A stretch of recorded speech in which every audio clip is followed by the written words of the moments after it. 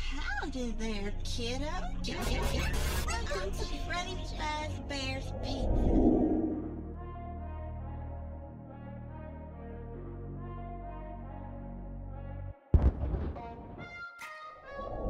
Thomas here with Much Props, going to give you another how-to video. Today I am once again building something from FNAF, that is Five Nights at Freddy's. I have built Freddy and I have built Mr. Cupcake in the past. Definitely go check those out if you haven't seen those videos already. The movie just released not too long ago, so I thought why not build something else from the series, and I saw that my friend SKS Props built the Nightmare version of Mr. Cupcake, which kind of inspired me to do another Five Nights at Freddy build. So today I am going to build a Chica head from Five Nights at Freddy's out of foam.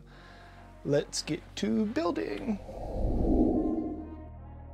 I have not seen the movie, nor have I ever played the games. However, I do teach junior high kids, and a lot of them are obsessed with the Five Nights at Freddy franchise, so I am well versed in its lore. The base of my Chica head was just a slightly modified version of my pumpkin template I made last Halloween, I think. You can download my templates for free. They're linked in the description underneath the videos they go with. It is the last link saved as a PDF. Cut out the pattern, trace it onto your materials. Here I'm using 6mm EVA foam.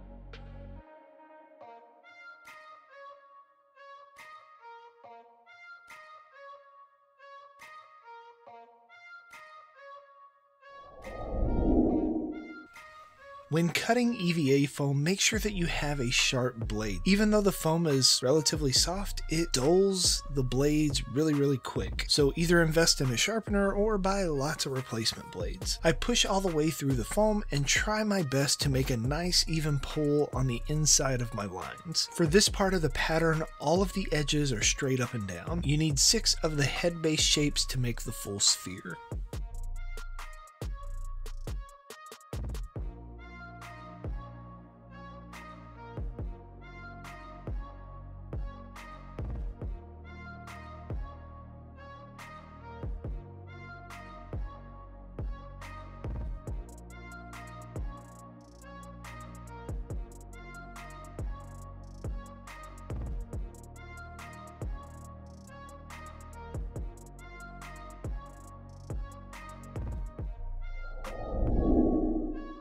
To help the foam not pull apart at the seams and get it closer to the final shape, I'm going to heat form the material up with a heat gun. Simply warm the foam up. When it gets softer and changes sheen, you can push it over a round object and then hold it while it cools. The foam will retain the shape that you're pushing it onto. If you heat it up too much or too little, you can always come back later after the glue up and make adjustments with the heat if you need.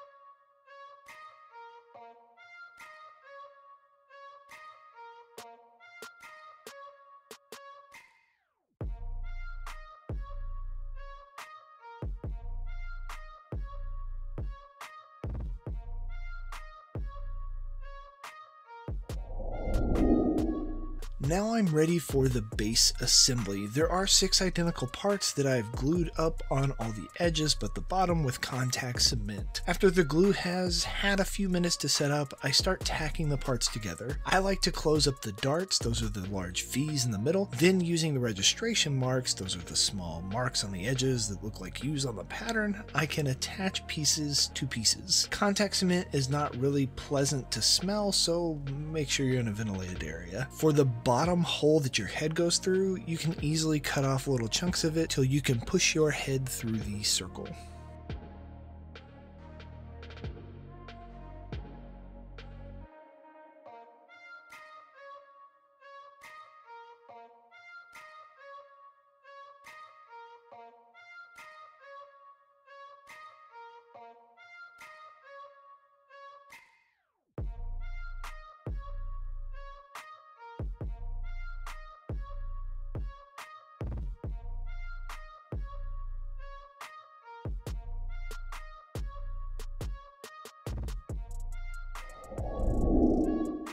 I separated the beak out into 2 parts, each made of 3 pieces. If you see an asterisk followed by a R, that means it is the right side of the pattern. To get the left side, you just flip the part label side down and trace it again. You will also notice these bits have blue highlighted edges. On my patterns, this typically means that there is a 45-degree angle cut inward from that line. Just angle your blade and pull through. Just like in the base, I contact cement the edges, let the glue set up for a few minutes, and then tack parts together.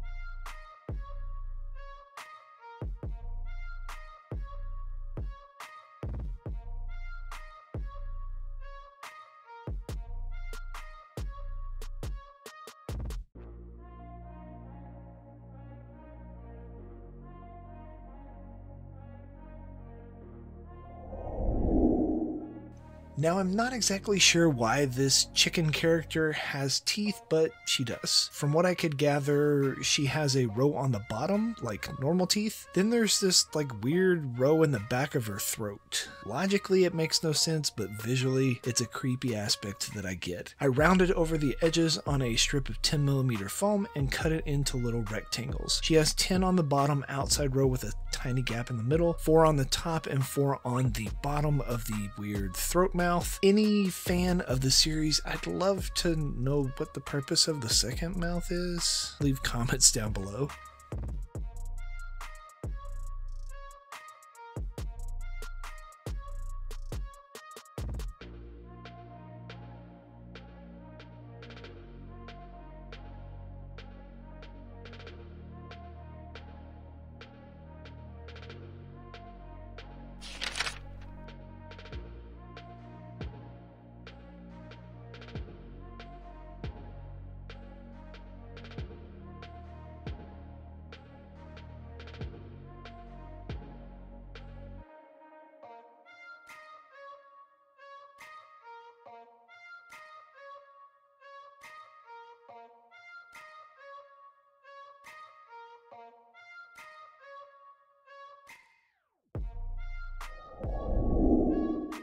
The top beak I glued directly to my base. This could have been positioned a little higher on mine. Once I had it in place, I cut out the bottom to then glue a recessed layer where the bottom beak will attach. This gives it a nice layered addition and the appearance that it pivots somewhere deeper within the mask. You could also make the bottom movable if you wanted to figure out the inside attachment. It shouldn't be too difficult. You just need a pivot point and something to help, like elastic, pull the mouth back up.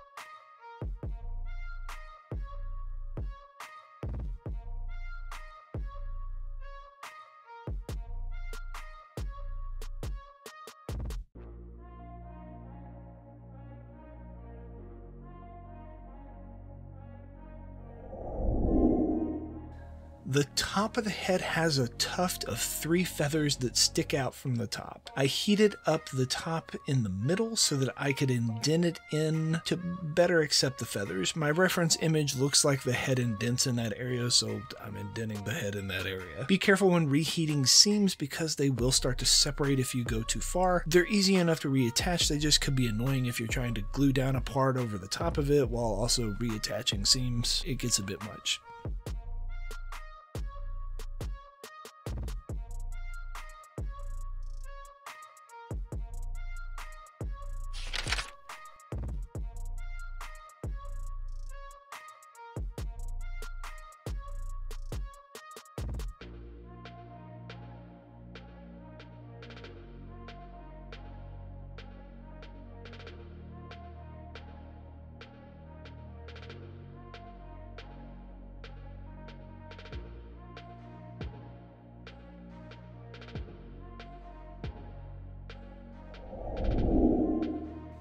The eyes, I could have drawn mine a little lower, closer to the beak. Looking at the reference images, I just drew one, cut it out, and then used that as a pattern for the other side flipped upside down. Once I had both cut out, I glued in a recess on the inside so that the eyes had a place to attach. Basically the same idea as the mouth, thinking that it would make it look like it recesses the eyes in deeper, adding a layer.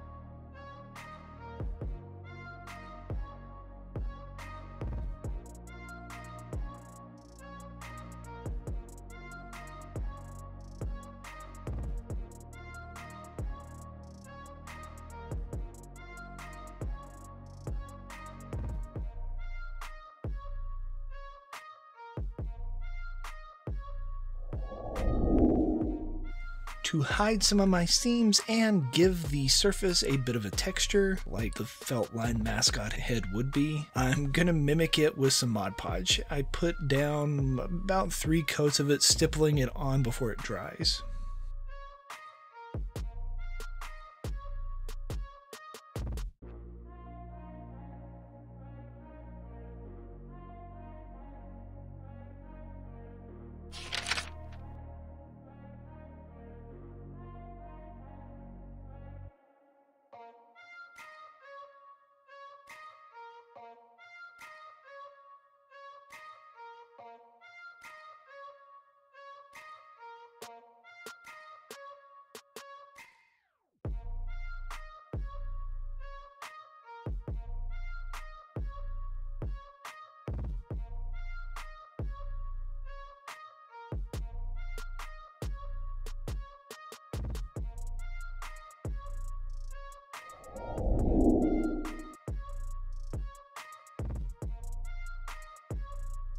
Two coats of Plastidip.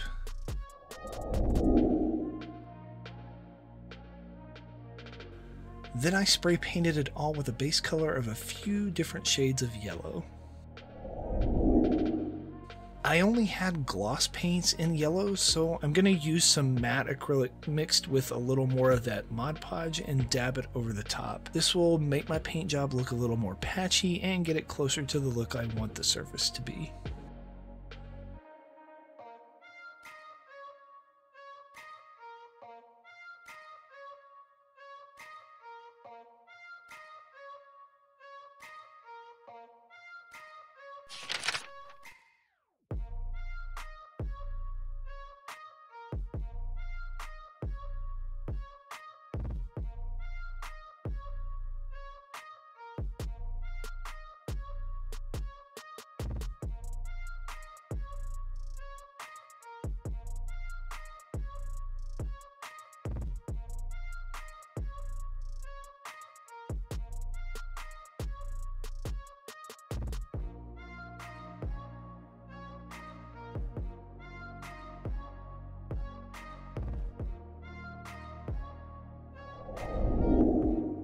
Of course, it's way too clean for me. I mean, look at this bright thing, so it's time to do some washes. I mix up a few browns and a black and sloppily slather this stuff all over the surface. I wipe away most of it with a paper towel and let it dry, then slowly build up the layers to get the desired amount of dirtiness that I want.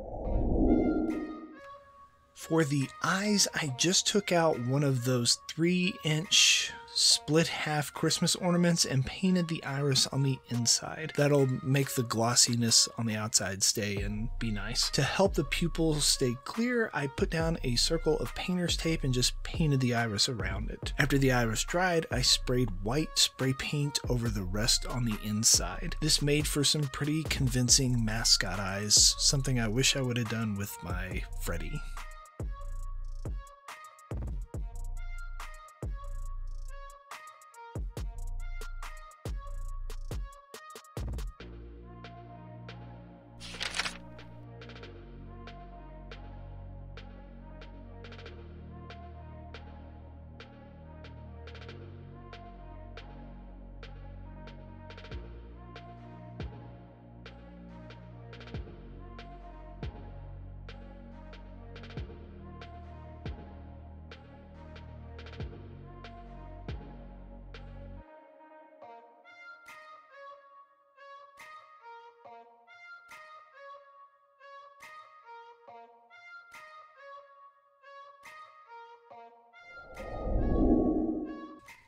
Now it's time to hot glue these bad boys into this chica head and be finished with it. I reinforced the side connections with more hot glue and fill in the gap on the front. To finish it off, I just painted on the eyelids. You could also make this bit movable if you wanted to, but I was strapped for time to finish this video and just needed to get it done. With that, I am finished with my chica head from Five Nights at Freddy's.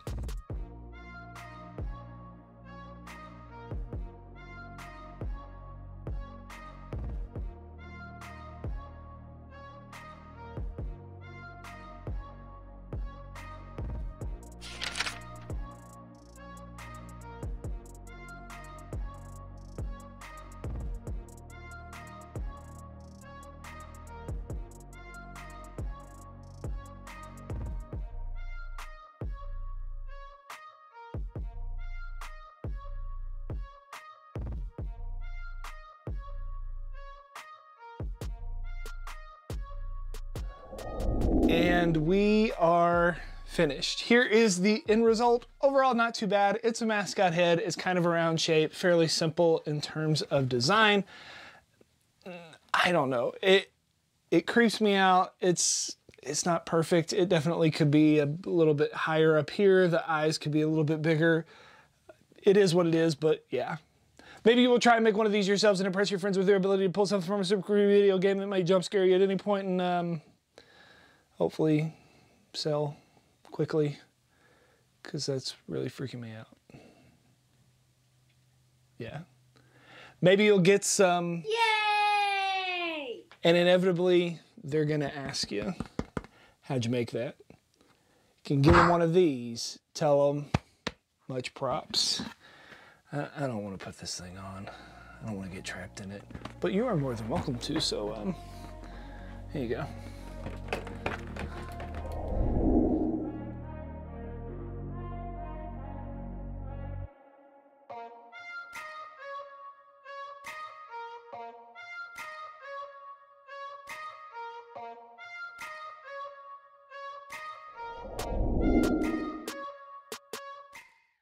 If you enjoy what I do here on YouTube and want to see more builds like this one, please consider joining these awesome people listed here with me over on my Patreon to build a bigger, better, more creative community together.